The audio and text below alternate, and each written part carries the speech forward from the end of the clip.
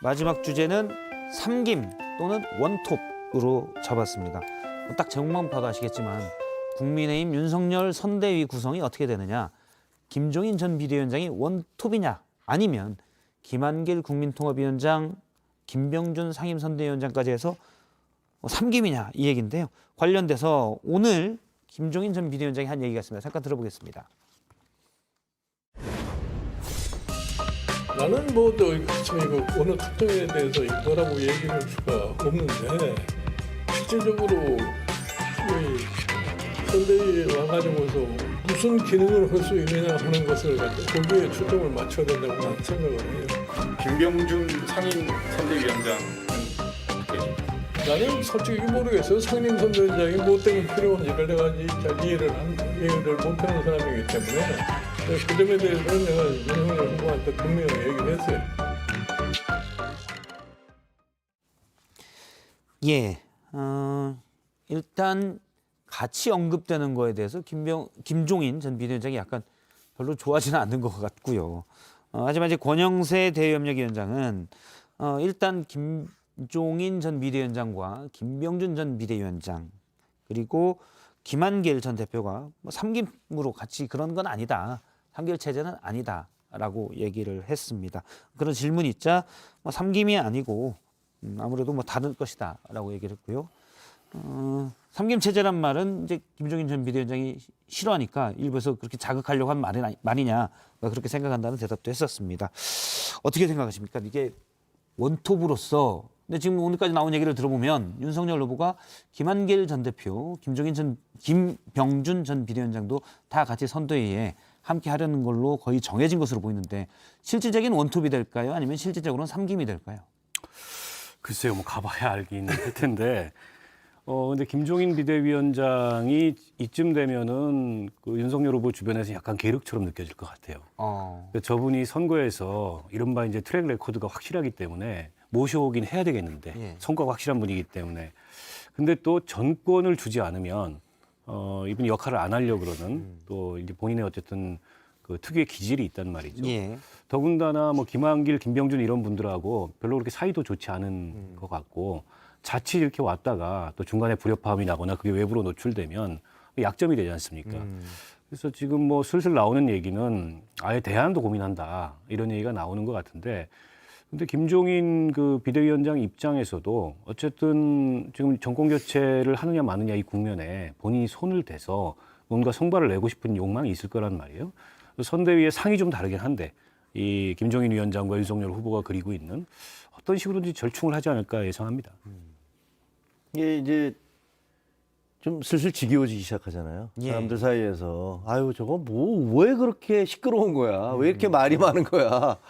왜 선대위 하나 꾸미는데 저렇게 잡음이 많이 나오는지에 대해서 사람들이 좀 지겨워지기 시작하고 있단 저도 말이에요. 약간 이제 지겨워지긴 했습니다. 언론에서도 그렇고. 근데 저게 그렇다면 이제 후보한테 마이너스란 말이에요. 그러니까 다음 주 중으로 이제 결정을 내리겠다고 했으니까 사실 저럴 때는 그냥 본인들은 가만히 있으신 게 제일 좋고 그다음에 결정이 내려지는 거를 그냥 보는 게 좋은데 스피커들이 다 얘기를 하고 있잖아요. 지금 여기저기서 얘기를 하고 있는데 그게 별로 좋아 보이지 않아요. 그리고 대외협력위원 권영세 위원께서 무슨 동급이 아니다 이렇게 얘기하는 것도 글쎄. 그러면 또 김병준 전 비대위원장 입장에서는 기분 나쁠 수 있는 말이죠. 기분이 나쁠 수도 있고 그래서 동급 아닌가. 왜 저런 모습이 나오는지를 생각해 보면 지금 국민의힘 입장에서 권력을 다 잡았다고 생각하는 것 같아요. 그러니까 이 벌써부터 때일은 어쨌든 논공행상이 벌어지고 일종의 권력 다툼이 벌어지고 있는 것 같은데 저는 굉장한 착각이라고 봅니다. 아직도 대선은 3개월 이상이 남았고 앞으로 이 대선 레이스에 어떤 변화가 올지 예측하기 어려울 만큼 여러 변수들이 있을 거예요.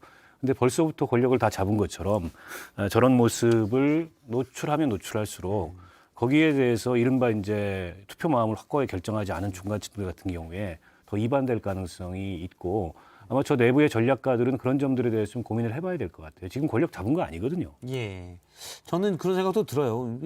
인생도 세웅지마잖아요. 소년 출세를 제일 경계해야 된다고 하는데. 그렇죠. 예, 그런데 지금 윤 후보가 좀 지지율에 앞서 있다고 해서 또 일부 아까 말씀하신 대로 선대위 내에서 이런 말이 나오잖아요.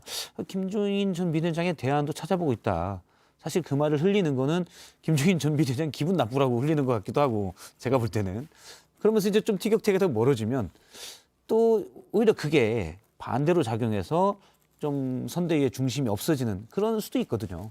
그러니까 김종인 전 비대위원장이 가서 이제 정말 도움이 안 되게 되는 상황 이럴 수도 있고요. 근데 결과적으로는 다 이제 봉합을 하긴 하겠죠. 그 애들은 아니잖아요. 예. 다들 뭐 말씀들은 저렇게 하지만 본인들도 예를 들면 김종인 비대위원장 같은 경우는 이번이 뭐 사실상 마지막 기회 아니겠어요? 뭐 모르지 이렇게 말씀드리면 또 본인 서운해하실지 예. 모르겠지만 뭐 물리적으로 연세로 볼 때 지금 이제 80대 초반이시니까 뭐 앞으로 5년 뒤면은 왜냐면 바이든도 재선 얘기가 나오고 있기 때문에 뭐 그건 그렇죠. 그걸 이제 뭐 나이 갖고 얘기할 수는 예, 없지만 그렇죠. 그래도 그렇게 글쎄 그렇게 생각이 되고 예. 다른 분들도 다 이게 여기서 이런 식으로 이름이 다 거론됐다가 이게 막 쉽게 얘기하면 빠그러지거나 뭐 문제가 생기면 다들 정치적인 타격이 엄청 크다는 걸 알고 있기 때문에 어떤 식으로든지 간에 타협안은 낼 거라고 생각을 해요. 그리고 그 칼자루를 쥐고 있는 것은 결국은 후보가 될 수밖에 없는 거고 예. 여기서 후보가 윤석열 후보가 어떤 결단 내지는 어떤 묘수를 찾아내고 그다음에 자기 중심을 지키면서 또 그러나 이제 상대방들에게 이게 정말 어려운 주문이지만 마음 상하지 않게 하면서 이렇게 리더십을 끌어낸다면 그러면 뭐 저 사람 대단하네 이런 얘기를 들을 건데 결국은 이게 좀 잘 안 돼서 그 이후에도 계속 아까 말씀하신 대로 서로들 경쟁하면서 삐걱삐걱대고 뭐 이 사람은 일로 가자 그러고 저 사람은 저로 가자 그러고 이렇게 되면 좀 문제가 생기겠죠. 사실 조그만 팀 안에서도 팀 구성원 간에 일부 사이가 안 좋은 사람이 있으면 팀 리더가 그거를 화해시켜서 끌고 가기도 힘든데 선대위는 정말 그런 게 많겠네요. 그럴 것 같아요. 예, 알겠습니다. 요거 하나만 여쭤볼게요. 김한길 국민통합위원장 카드에 대해서 김종인 전 비대위원장과 이준석 대표는 상당히 부정적이잖아요. 그런데 이제 선대위 내부에서는 당연히 탈진보 아우르는 건데 왜 부정적이냐 이런 얘기도 있습니다. 이제 김지원 최고위원 같은 경우죠. 어떻게 보십니까? 두 분은 짧게 한 말씀씩 들으면. 일단 민주당한테 굉장히 심리적 충격이 클 거고요. 김한길 전 대표가 글로 가면 그 당의 대표를 지냈잖아요. 그렇죠.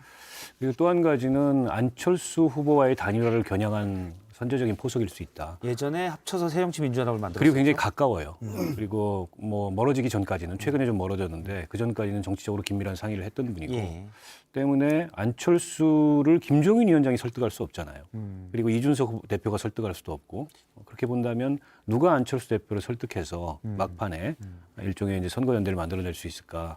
그 어떤 포석으로 김한길 전 대표 영입을 염두에 두고 있는 게 아닌가? 근데 저게 이제 약이 될지 뭐가 될지는 모르겠습니다.